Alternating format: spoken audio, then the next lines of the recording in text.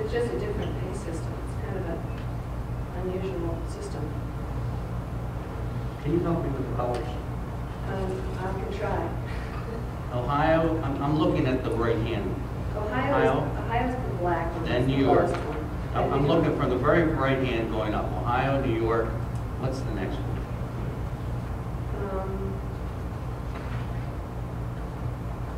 Oh boy. Is it Illinois? Well, if you're looking bottom top, from the very Bottom of the top. very right, Michigan, Michigan. New York, median, Illinois, Massachusetts. Illinois and Massachusetts are almost on top of each other. Right. Thanks.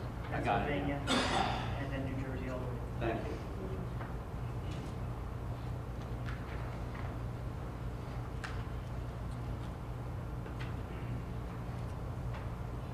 Moving on. Okay, page 12 is the percent increases each year. And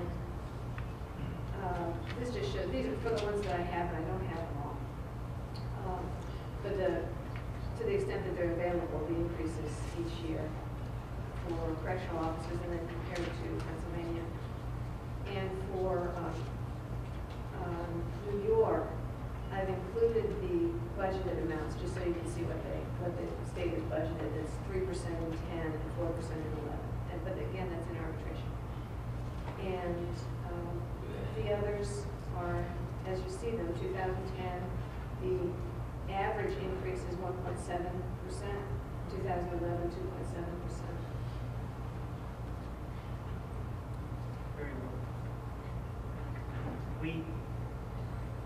What you've just discussed is strictly based on an interpretation of a pay scale in the contract. That's right. Have you had an opportunity to look at where our members really are? Yes, I was asked to look at the roster data and to look at the contracts to see what pay increases were granted in the contract. And I put together a chart or a table on page 13 that shows what the distribution of correctional officers is now compared to what the pay scale shows. Let me back up just a little bit before we get too much into this longevity. When you looked at our roster and pay scales, were you able to validate that they did indeed lose a step in longevity across the board? It was a step or a longevity, whichever one was supposed to be getting at that point. And that does show up in the data that was lost, yes. What else did you find, if anything? Well, there was a second misstep for some people. Some people obviously 2 steps. And there are a large number of people who just don't seem to be where they ought to be. People hired on the same day who aren't in the same pay step, for example. And whether it's an administrative thing, it's not systematic, but I can see. Could you apply the current contract or the Darby Award and explain any one of these people? Some of them, yes. Yes. But not all. On page 13, you set out the effect of our frozen pay step. Can you kind of explain that? This is the effect of the frozen pay step in July in 2004 that has been discussed already. And anybody who was on board as of July 1st of 2004 did not get the pay step or the longevity that otherwise would have been entitled to that. And anybody hired since then has just gone along normally through time. The contract is explicit that the steps are related only to time, they're not related to performance or anything like that, it's just time. Okay. So if you look at the first year and say that was someone hired in 2010, that person in the first year of service is where that person ought to be in 2010. And then the second year would be someone hired in 2009. And that person, is everybody following me? Sean, see if they shake your head, Sean. No, I following this, don't understand. Okay, someone. I'm judging. Oh, second year would have been hired in 2009, and that person is also okay. All the way down to somebody hired before or after July 1st of 04. And then after that, anyone hired who was on board July 1st of 04 is behind by a step or a longevity, and those amounts are shown there. So for this, the year of service 7-8, we could essentially put right next to there, hired in 2004. Hired before July of 2004. So if we look at the numbers here, anyone hired before July of 2004 is going between 7 and 25 years, and this corresponds then to what they're losing in longevity. This year. Right.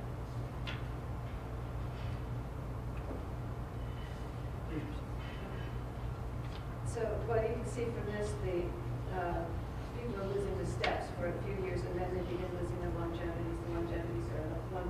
It's $522 approximately each year after the steps are done. Right, the higher amounts attributed to the steps. Yes. Okay, so now this next one looks at it. This is an individual hired July of 03. It's a hypothetical individual example. And that person would start out at 28,417. That would be the expected step. And that would also be the actual. And then the next year, July 11th, that person would expect to go to step BA at a rate of 29,731. But that's the year that the step was frozen, so the person didn't get to go to that step and stayed at 28,417. And that's a loss to that individual of $1,314.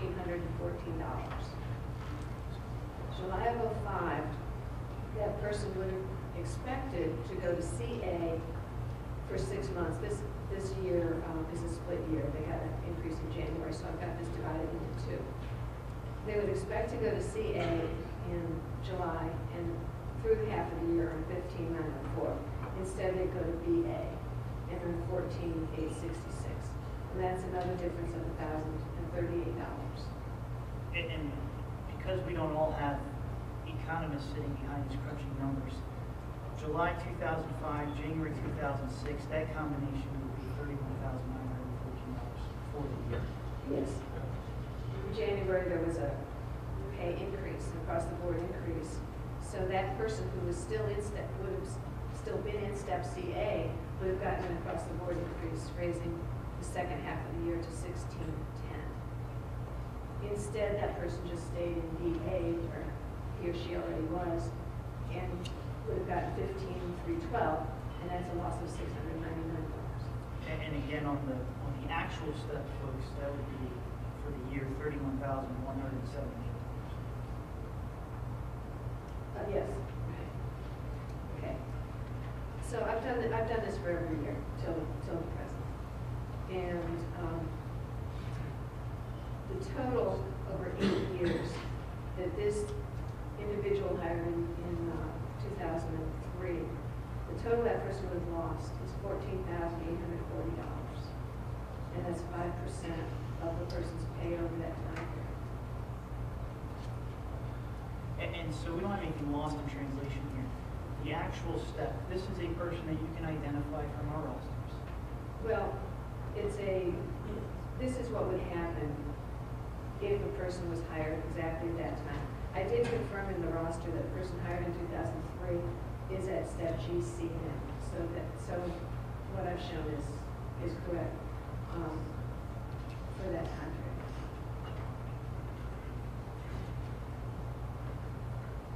Moving forward, we're actually going back to 20 years and applying the reality of the longevity.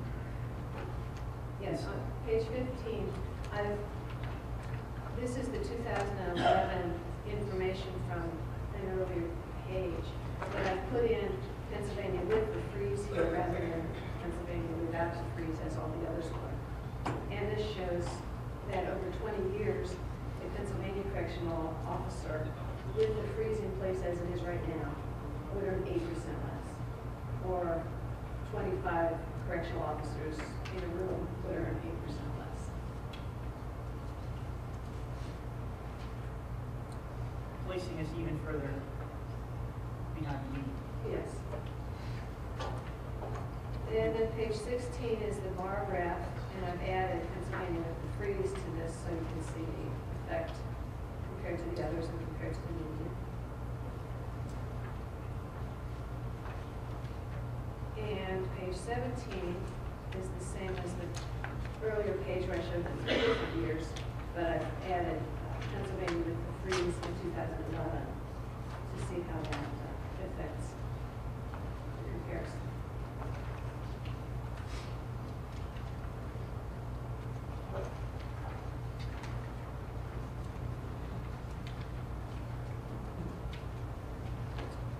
Your indulgence.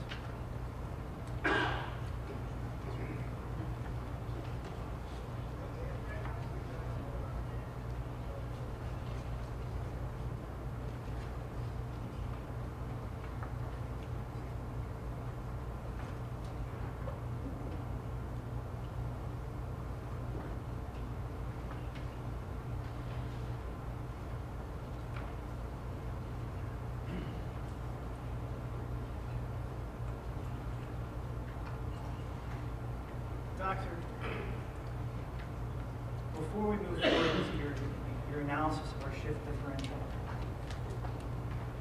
because one of the things that we want to be able to articulate today is what's the real cost here then to the Commonwealth if we get this longevity back?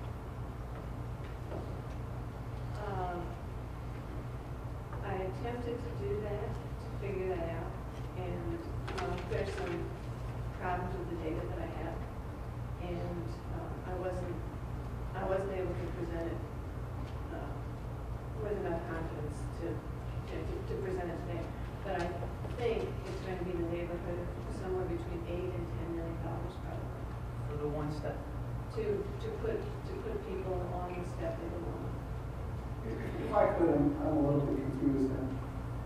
If the testimony is that she's not able, as an expert, to quantify that number because she doesn't have the data, I'm not sure how any number is relevant for purposes of expert testimony. Yeah, I mean, my question was going to be similar. How did you arrive at the $8 to $10 million figure? I used the data that I had, and there were a number of people whose grade and step were not included in the data, a large number of them. So I assumed a distribution for them and put them into my table on that basis. And it had a higher date, but it didn't have what their grade and step was, so I just had to assume what it should be based on the way this contract works. So I put them all in on that basis, and I did a computation. And it came out to like 8.8 million. So I'm saying somewhere between 8 and maybe 10 is probably a ballpark figure, but it's an estimate. It's not, economists love to give a figure that's 8,800,647 cents, and I can't do that. But I think it would be in the ballpark of 8 to 10, something like that. Doctor, you say you assume. Is it so much to assume that these people should be where their contract says they should be? Well, I had to assume a distribution between CO35s and CO37s as well. And so once I started making all those assumptions, I'm just not that confident. I think that's a ballpark number. I think that's a pretty decent ballpark number, but it's not an absolute hard number. Very good. Can you talk a little bit about that shift differential? Page 18 is the shift differential, and